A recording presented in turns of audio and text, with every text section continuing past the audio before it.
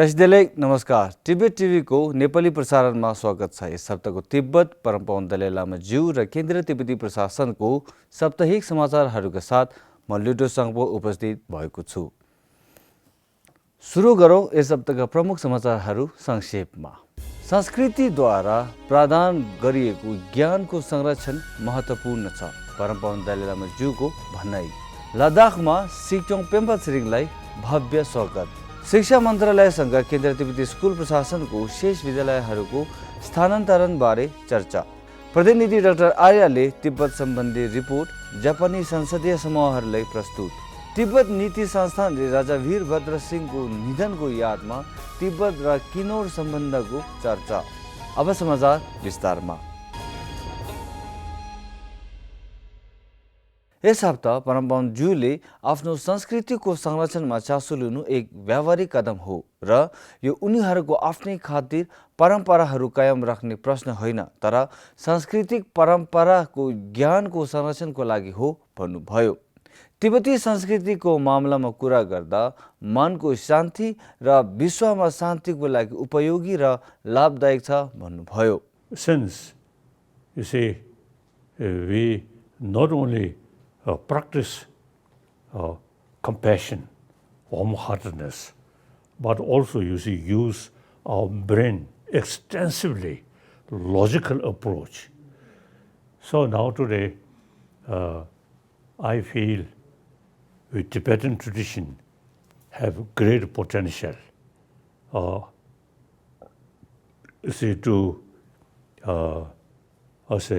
to make contribution regarding peaceful world.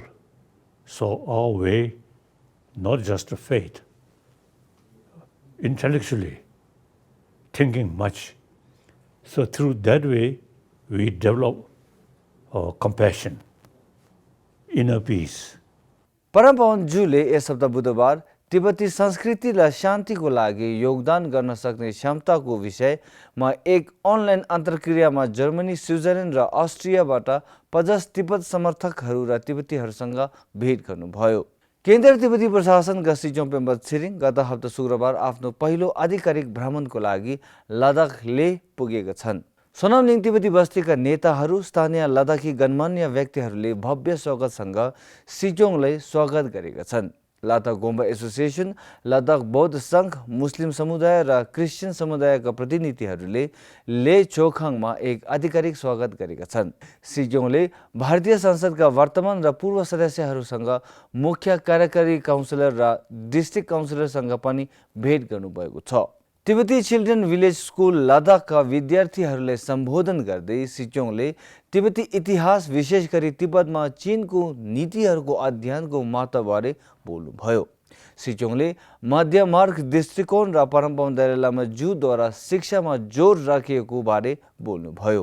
सिक्योङले दुचिक खाना बस्तीमा घुमन्ते परिवारहरूसँग भेट गरी हालैको पशुपक्षी महामारीले 1250 बेर बाख्राको मृत्युपछि त्यहाँको स्थितिको मूल्याङ्कन गर्नुभयो। शेख गुम्बा र ठिक्से गुम्बाको भ्रमणको क्रममा सिक्योङले ठिक्से रिम्बुछेबाट आशीर्वाद प्राप्त गर्नुभयो। सिक्योङले टिसिबी विद्र आश्रममा भ्रमणपछि लेहको स्थानीय र तिब्बती नेताहरूसँग भेट गर्नुभयो। त्यसपछि सिक्योङले छाङदाङ क्षेत्रको तिब्बती घुमन्ते स्थानहरूको भ्रमण गरी त्यस समुदायका सदस्यहरूसँग अर्को 4 दिनसम्म भेट र कुराकानी गर्नेछन्। गत हप्ता बिहिबार केन्द्रीय तिब्बती प्रशासन शिक्षा विभागले भारत सरकारका शिक्षा मन्त्रालयद्वारा दिल्लीमा आयोजित बैठकमा सिटिएसएबाट एसटिएसएसमा बाँकी सिनियर माध्यमिक विद्यालयहरूको स्थानान्तरणको बारेमा छलफल गर्नुभएको थियो। सो बैठकमा 6 वटा विद्यालयहरू CST Mussoorie, CST Shimla, CST Dalhousie, CST Kalimpong, CST Darjeeling, CST हावापुरको हस्तान्तरणको प्रक्रियाबारे छलफल भएको थियो। 2013 मा केन्द्रीय मन्त्री परिषद भारत सरकारको अनुमोदनसँग केन्द्रीय तिब्बती विद्यालयका प्रशासनद्वारा सञ्चालित विद्यालयहरूलाई केन्द्रीय तिब्बती प्रशासनको शिक्षा विभागमा स्थानान्तरण गर्नेको लागि 33 पूर्व प्राथमिक विद्यालयहरूसहित 55 विद्यालयहरूका व्यवस्थापन सिटिएसएबाट एसटिएसएससम्म 3 चरणमा हस्तान्तरण गरिएको छ। तिब्बती दूतावास कार्यालय जापानका प्रतिनिधि डाक्टर छेवान्जेव आर्यले यस हप्ता बिहिबार जापानी संसद भवनमा जापानी संसद समूहद्वारा आयोजित संसद बैठकमा तिब्बतको वर्तमान स्थितिबारे 9 पृष्ठको प्रतिवेदन पेश गर्नुभएको छ। तिब्बत, युगुर, दक्षिण मङ्गोलिया, हङकङ र चिनिया प्रजातन्त्रलाई समर्थन गर्ने जापानी संसदीय समूहहरूले यस दिन संसद भवनमा सुनवाईको आयोजना गरेको छ। उत्पीडित नागरिकका प्रतिनिधिहरूले चिनिया कम्युनिस्ट शासनद्वारा जारी गरिएको अत्याचार र अन्यायको बारेमा बोल्नुभयो। विभिन्न राजनीतिक दलहरूका करिब 40 सांसदहरू र उनीहरूका कर्मचारीहरू सुनवाईमा भाग लिए र क्षेत्रहरूमा मानव अधिकारको स्थितिमा गहिरो चासो देखाउनु भएको थियो। Japanese parliamentarians, they voiced their concern about human rights violation that is taking place in Uyghur and Tibet and in other regions, and especially in Hong Kong also. And among the prominent among them was Mr. Parliamentarian Furuya Keiji, who used to look after the Uyghur issue, and Mr. Shimomura Hagubun, who is the chairman of Tibetan Parliamentarian Group for Tibet. And then there was Madam Takachi Sanai. She spoke about the support for the South Mongolian people. And then Mr. Nakatani Gens and Mr. Mazubara Jins, they all spoke about all the gross human rights violations that are taking place in Hong Kong, South Mongolia, Tibet, and Uyghurs. And then we have this Mr. Nagao Takahashi, who is General Secretary of Tibetan Parliament Group for Tibet, has been the moderator, and he also voiced his support for all the nationals who have given a presentation on the human rights violations taking place there. And many parliamentarians, and especially lady like Ishii Mitsuko, they all expressed that human rights violations taking place anywhere is not an internal affair of that particular country.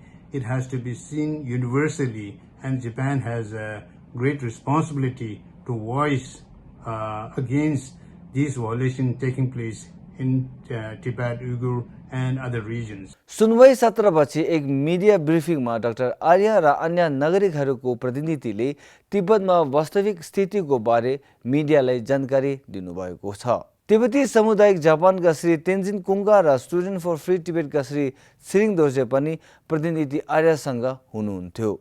राजा वीरभद्र सिंहको निधन भएको 49 दिनको अवसरमा केन्द्रीय तिब्बती प्रशासनको तिब्बत नीति संस्थानले तिब्बत र किन्नौरको ऐतिहासिक सम्बन्धमा प्रार्थना सेवा र एक दिन लामो सम्मेलन आयोजना गरेको थियो।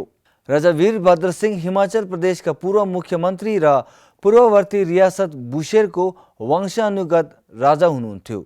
आजको किन्नौर क्षेत्र जो चीनको कब्जामा हुनुभन्दा पहिले तिब्बतसँग जोडिएको छ। दिनभरिको सत्रमा Shri Bhagat Singh Kinnar, Kyabje Lochen Rinpoche, Shri Sherab Chhope, professor Sempa Dorje, Acharya Roshanlal Negi, doctor Vidyasagar Negi, doctor Wangchuk Dorje Negi, Geshe Thupten ग्यान्चे, प्रोफेसर रमेश चन्द्र माथस र खे रिम्बुचे डाक्टर रमेश चन्द्र हुनुहुन्थ्यो।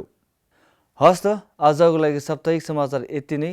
अर्को हप्ता फेरि भेटौँला। टसिदेलेक नमस्ते।